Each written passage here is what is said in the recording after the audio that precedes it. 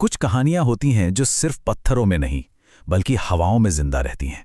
आज हम चलेंगे मांडू की गलियों में, एक ऐसी जगह जहां एक अमर प्रेम कहानी आज भी गूंजती है। जरा सोच कर देखिए, मालवा की वो ऊंची ऊंची पहाड़ियां जहां धुंध और इतिहास ना एक दूसरे में जैसे लिपटे हुए हैं। यही तो है मांडू, एक ऐसा पुराना शहर जिसके खंडहर एक ऐसी दास्तां सुनाते हैं जो लगता है वक्त से भी पुरानी हो। कहते हैं यहां की मिट्टी में आज भी एक कहानी जिंदा है, एक ऐसी कहानी जो खत्म होकर भी कभी खत्म नहीं हुई। तो आखिर क्या कहानी है इन पत्थरों में? कौन सी दास्तान छुपी है?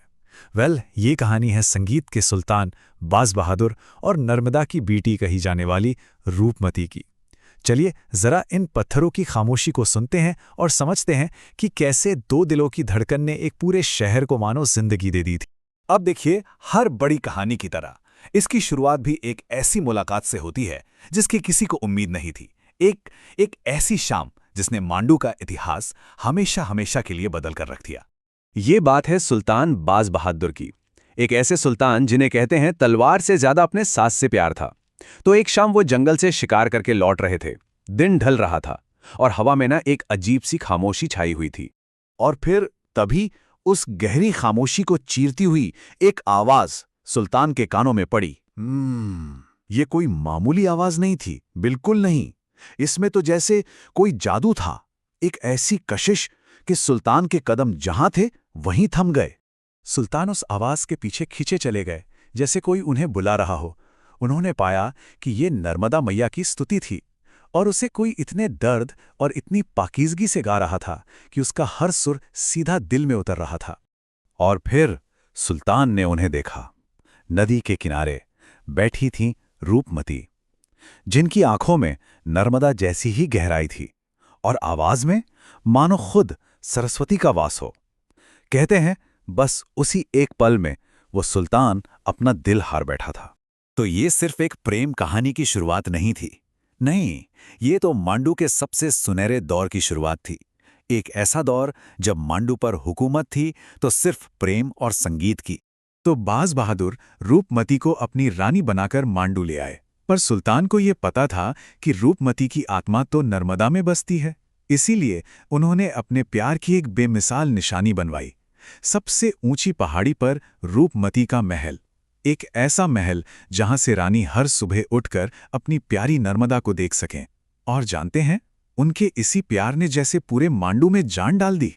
शहर की गलियां संगीत और कला से गूंजने लगी और मांडू का नाम दूर दूर तक मशहूर हो गया। लेकिन इतिहास गवाह है ना, कि खुशियां अक्सर ज्यादा देर टिकती नहीं। मांडू के संगीत पर भी जल्द ही युद्ध के काले बादलों का साया पड़ने वाला था।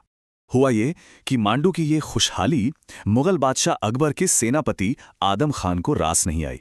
उसकी नजरें इस पर गड़ी थीं और उसने एक बहुत बड़ी सेना लेकर इस संगीत की सल्तनत पर हमला बोल दिया। बाज बहादुर लड़े, बहुत बहादुरी से लड़े, पर उनकी छोटी सी सेना कहां तक टिकती।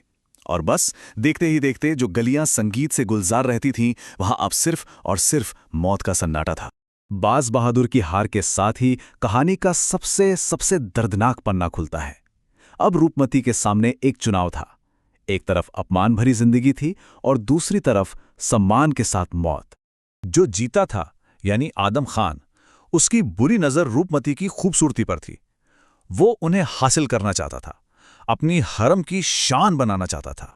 लेकिन रूपमती वो झुकने वालों में से नहीं थीं। उनका जिस्म शायद कैद हो सकता था, पर उनकी रूह कभी नहीं। उन्होंने साफ कह दिया, मैं प्रेम की थी और प्रेम की ही रहूंगी। और इससे पहले कि आदम खान के हाथ उन तक पहुंचते, रूपमती ने अपनी इज्जत और अपने प्यार की खातिर जहर का प्याला पी लिया। ये कोई हार नहीं थी, ये तो प्रेम की आखिरी और सबसे बड़ी जीत थी। रूपमती तो चली गईं, लेकिन उनकी कहानी वो हमेशा हमेशा के लिए मांडू के इन्हीं पत्थरों में कैद हो गई।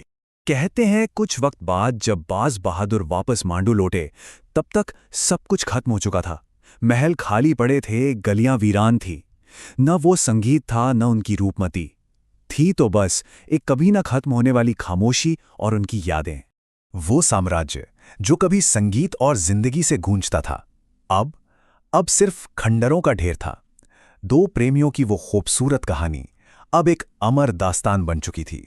एक ऐसी दास्तान जिसे मांडू के पत्थर आज भी दोहराते हैं और कहते हैं कि आज भी अगर मांडू की हवाओं को खामोशी से सुने तो ऐसा लगता है जैसे कोई अब भी गा रहा है और कोई अब भी सुन रहा है। शायद यही सच है, सच्चा प्यार कभी मरता नहीं, वो बस उस जगह की रूह का हिस्सा बन जाता है।